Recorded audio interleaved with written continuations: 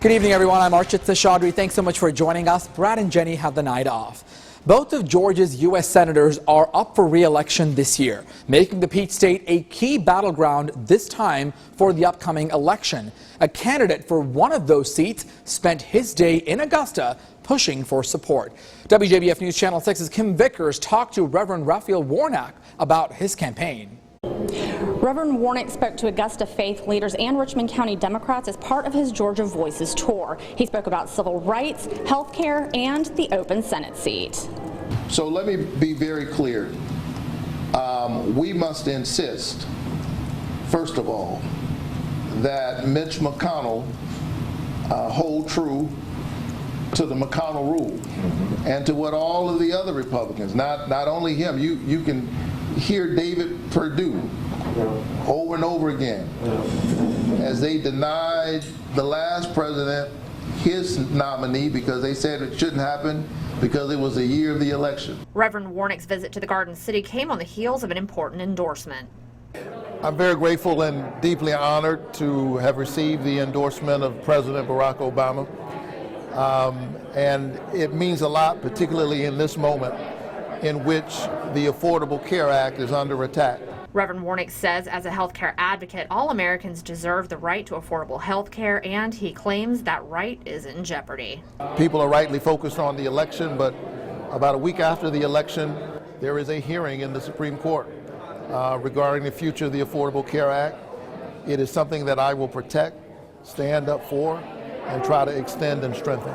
So far, his message is resonating with at least one conservative. Garnett Johnson owns the event space. His ideals regarding just humanity and all the great things as it relates to our youth, the environment with our penal system. Robert Hulse of the Columbia County Democratic Party agrees. I think he's a great candidate. I think he's one that a lot of people can rally around with his, like I said, his faith experience, to who he can reach, who he can touch, who he can energize, what he brings to the table. Reverend Warnock is concerned about how divided America is and hopes to be able to bring people together. Behind that is a more fundamental spiritual question about the covenant that we have with one another. And both as a candidate and as United States Senator, I intend to remind us of the commitment that we have to each other as an American people. Reverend Warnock wants voters to know that he is running for Kelly Loeffler's seat, not David Perdue's. He encourages all voters to register to vote before the November 3rd election. In Augusta, I'm Kim Vickers, WJBF News Channel 6. President Donald Trump also back on the campaign trail today, this time in Atlanta, for an event on Black economic empowerment. The president announced what he calls the Platinum Plan. That is an economic package that focuses on the African American community. President Trump says the plan will create about 3 million new jobs for the Black community. It'll also open up about 500,000 new Black-owned businesses across the United States. President Trump also says it includes improvements in health care, education, and criminal justice. Joe Biden cares more about the citizens of foreign countries than he does about Black Americans living in our own country. I will always put Americans first, and that includes, very, very importantly, Black Americans. The president says this plan sets a foundation for the future. He also told the crowd in Atlanta that he expects to welcome a record number of Black Republicans as new members of Congress after the election. Now in South Carolina, a court is keeping a place in a rule about how people can vote by absentee ballot. Now, you not only need to sign your ballot, but someone needs to witness your signature and sign that ballot as well. Now, because of COVID-19, the Palmetto State is expanding voting by absentee ballot, so anyone who wants to can request a mail-in ballot, but the state argued the witness requirement needs to remain. Some groups, including AARP South Carolina, says it may be harder for some older people who live alone to find a person to witness their signature. But South Carolina's Attorney General Alan Wilson tells us that he doesn't think that'll be a problem. Along with the accommodations we're making, we also have to make sure that we don't ignore the concerns about election integrity. If there is fraud that is committed, and we feel that requiring a witness signature on a mail-in absentee vote is not an undue burden to the voters of South Carolina.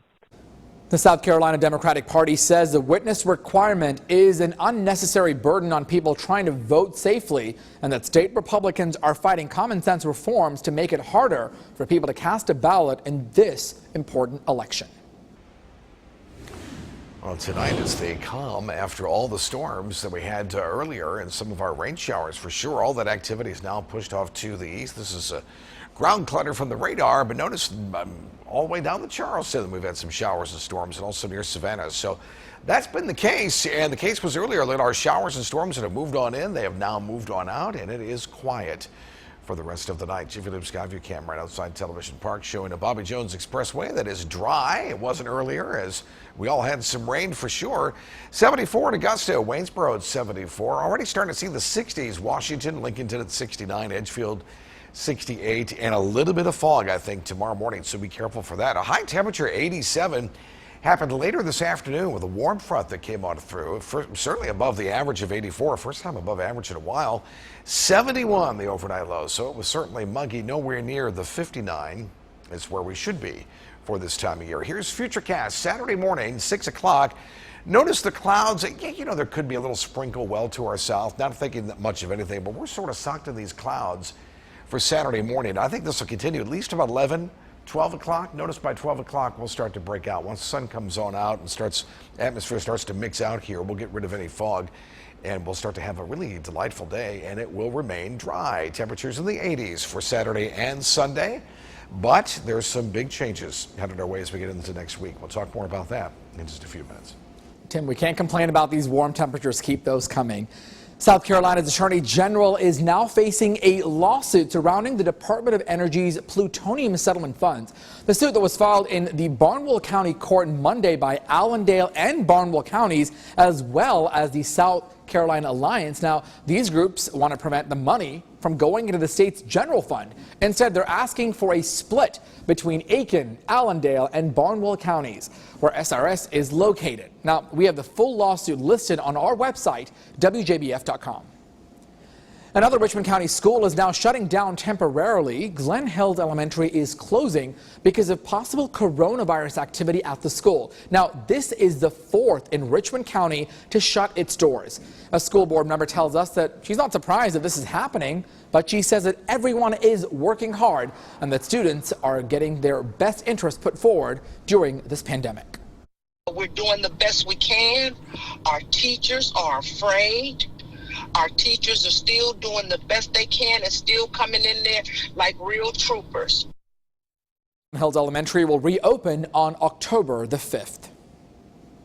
Well, the effort to put together the next sales tax in Augusta is now coming under fire. Commissioners met up on Tuesday to work on finalizing that project list that will be put forth before voters next March.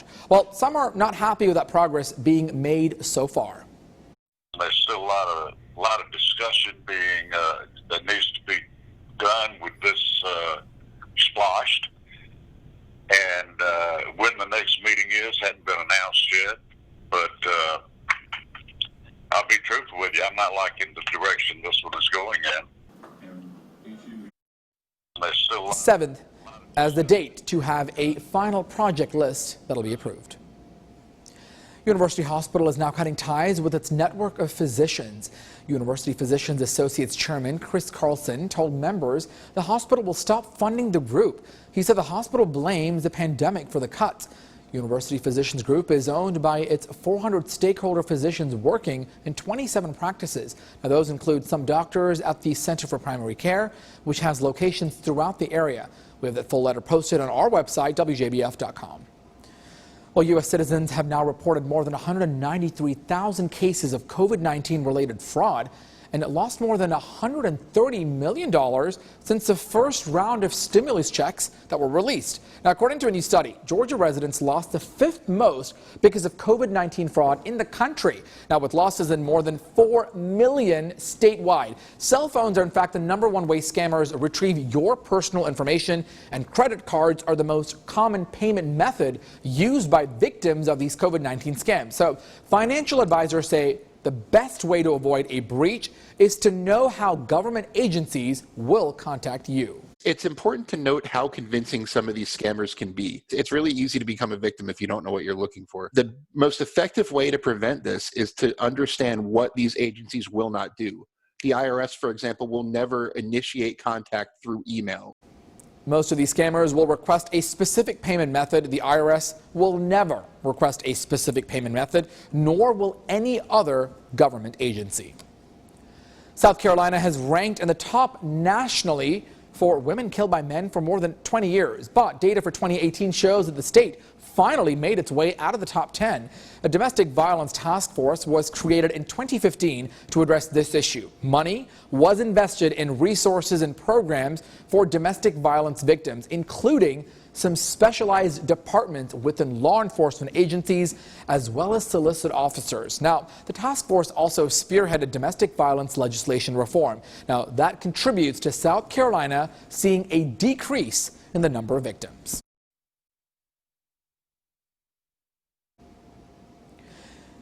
Well, according to the report, 44 women were killed by men in acts of domestic violence in 2018.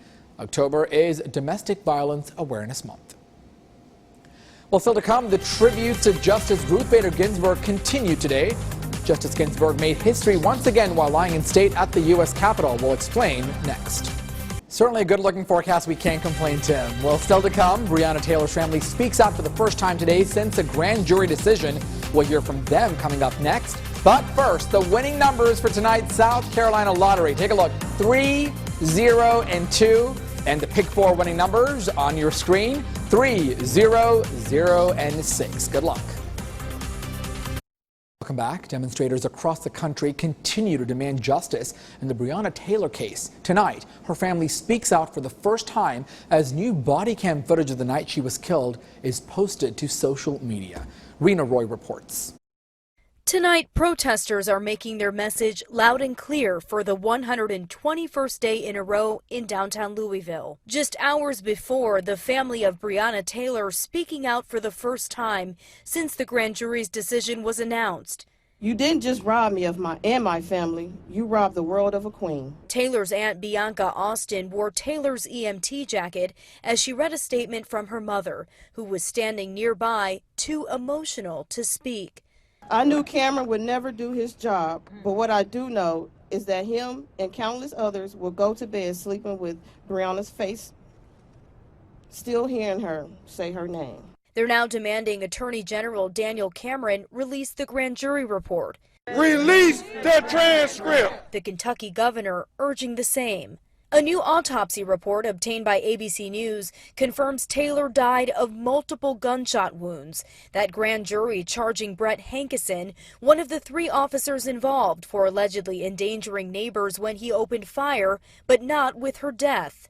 Jefferson Square Park here in the heart of downtown Louisville is where protesters have been gathering for months now, creating this memorial for Taylor. Activists have vowed to continue protesting until the other 2 officers involved in her killing are fired. It could be me. It could be anybody. It's the truth. It would not be the same for a white woman. Louisville police confirming this newly released body camera video posted to social media by Sergeant John Mattingly's lawyer, showing him getting help outside Taylor's apartment after he was shot. The Attorney General maintains the officers announced themselves and says her boyfriend Kenneth Walker, who was in the home with her, shot Mattingly when they barged into the apartment. But Walker telling investigators he fired because officers didn't identify themselves. Police say there is no body camera footage of the raid. Rena Roy, ABC News, Louisville. In Washington, more tributes are pouring in for the late Justice Ruth Bader Ginsburg. Ginsburg made history once again today as she became the first woman to lie in state at the U.S. Capitol. As the battle over filling her Supreme Court seat rages, she is being remembered for her lifelong battle for gender equality, as well as the decisions that she won and those she lost. She said, and I quote, "The greatest dissents do become court opinions, and gradually, over time, their views become the dominant view." At the conclusion, the women of Congress paid tribute to Justice Ginsburg. Welcome back. Well, summer now is in the rearview mirror for most of us. It is time to get ready for fall, believe it or not. Out there somewhere with George Escala. Out here, they know exactly the time of year. Fall. Yes, beautiful. At Savannah Rapids, they're saying goodbye to summer and hello fall. Show of hands, what's your favorite season? Actually, it's fall. So yeah, I was hoping to be a little bit cold. I say fall's number one. It's fall at Savannah Rapids. It's when the leaves start to fall, and it's where people love to watch the waterfall. Actually, yes, we have one back here in the back, and every chance I get, I just ride through. It's relaxing out here. But many people don't come here to relax. They hit the trails. When somebody hits the trails, it's good to warn them, don't fall. Exactly, that's right. Yes, exactly. Don't fall. They would tell you don't fall. No. But if you do trip and then the teardrops fall. I'm gonna cry. It's fall, one of the 4 seasons. Fall, winter, summer, and spring. Started with fall. Yeah. Is it your favorite? Yeah. Beautiful first weekend of fall. Only one thing could spoil this day. Yeah, you got it. Rainfall. Out there somewhere in Columbia County, George Ascola, WJBF News Channel 6.